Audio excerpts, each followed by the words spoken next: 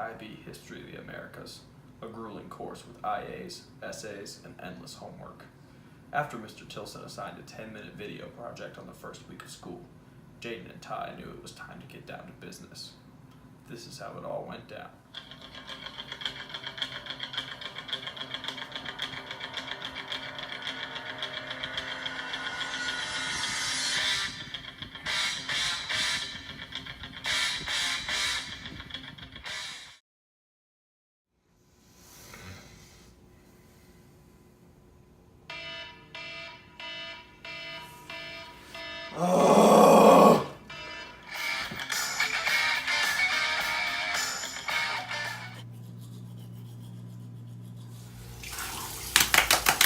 Wake up!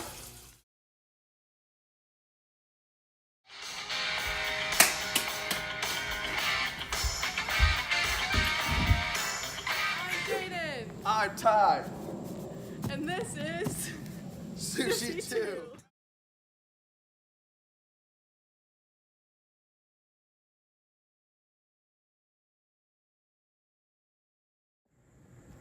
Early English colonial society expanded due to the immigration of diverse groups of individuals who came to America looking for new opportunities with varying driving forces. Colonists sought to travel to America in order to create a better life for themselves. The first established English colony in North America was Jamestown, Virginia.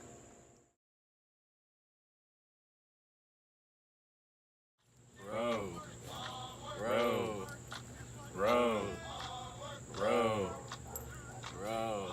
We've been on this boat for so long. Land ho! Man, what should we call this place? Jamestown. In the years prior to 1660, England underwent major economic, political, and religious conflicts.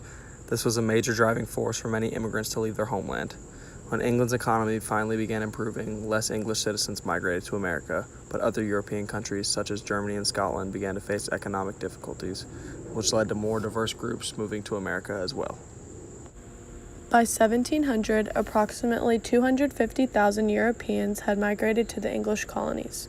The most prominent European ethnic groups that inhabited America included those from England, Germany, Ireland, and Scotland.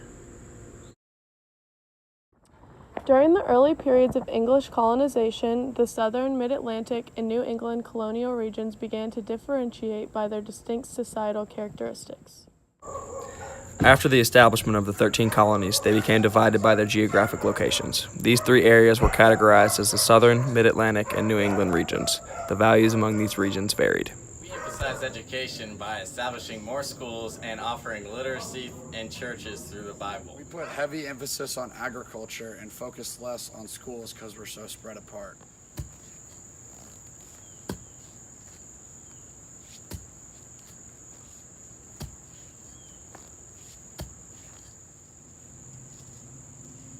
We export lots of grain. We are known as the breadbasket colonies. While all three regions in the British colonies were democratic, the different governmental and social structures within these regions distinguished them as independent from the others. Each region had their own version of a class system. The best example of a class system was in the southern colonies.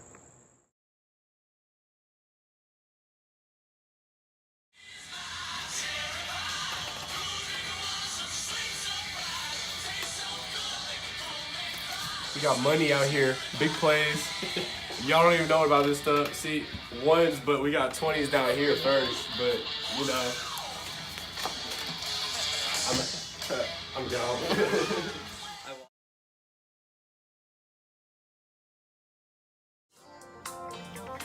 I have money too.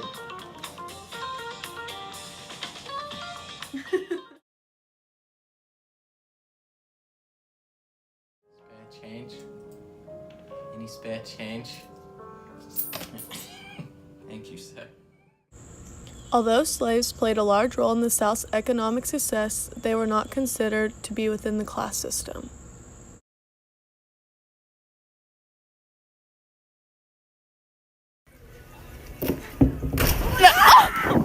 While still remaining loyal to the king's orders in England, the colonies developed their own systems of self-government. The three regions had separate views on how to separate church and state. The New England colonies government was ruled by the church until the Toleration Act of 1689, when religious restrictions were removed from New England's voter eligibility. The middle colonies kept the church separate from the government, and the southern colonies' government was ruled by wealthy landowners. King James II came into power and attempted to put more ruling and oversight on the colonies until his overthrow and the ascent to power of King William and Queen Mary, who allowed the colonies to be almost totally self-governed. This would later be known as salutary neglect, which was put in place by Robert Walpole in 1721. Colonies continued to become more independent and self-governed, almost totally separate from England as long as the colonies provided them with resources and royalties on their goods. They mostly focused on the wealthy white male landowners until Bacon's Rebellion in 1670, when they vocalized the need for help on the frontier with the poorer non-landowners. Give us representation. Can it, peasants? Shut up and give us representation. Fools. Now.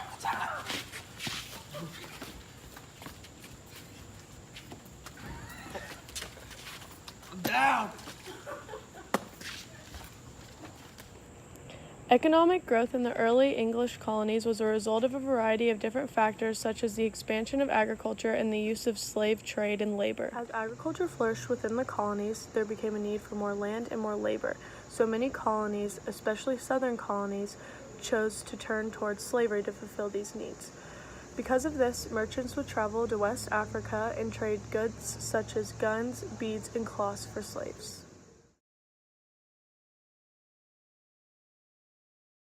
Hey, bro. I'm sure your strongest slave, bro. I'll probably have to go 300. I mean, alright, how about some cloth and a couple beads for that? I mean, Alright, bro. These slaves were transferred to America on cargo ships across the Atlantic Ocean in what was known as the Middle Passage. This route was famous for the ships to follow while transporting slaves. These ships were extremely inhumane. They crowded in groups of 300 to 400 slaves held in chains, clinging on to dear life. And an estimated 2 out of every 10 people died on this journey along the Middle Passage. In 1619, the first slaves came to Virginia.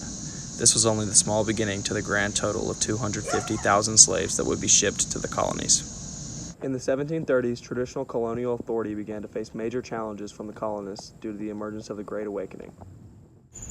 In the 1730s, England, Scotland, and Germany underwent the Great Awakening, which was a series of religious revivals.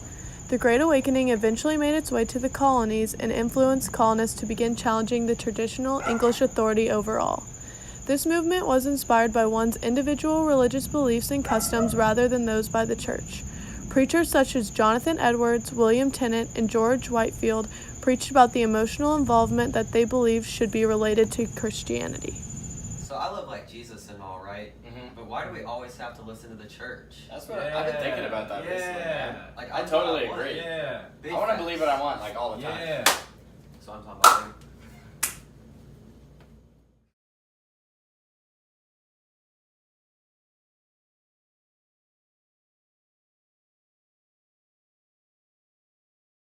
Colonial society became incredibly diverse due to colonists from varying places looking for new opportunities.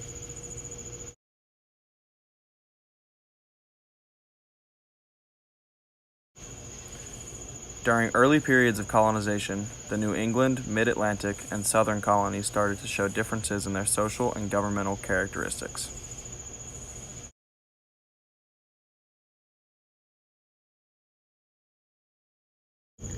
Colonies eventually began to self-govern while still remaining loyal to England.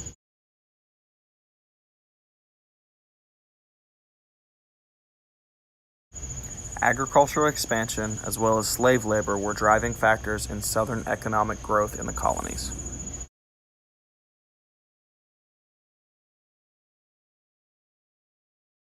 In the 1730s, the Great Awakening began to challenge Christian authority by preaching an idea of individual religion. I'm Ty. I'm Jayden. This was our presentation of SSUSH2. Thanks to the help of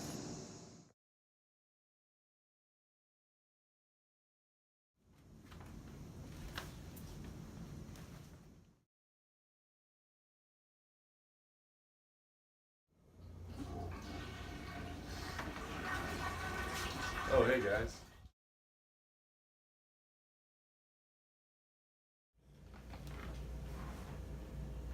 Hello.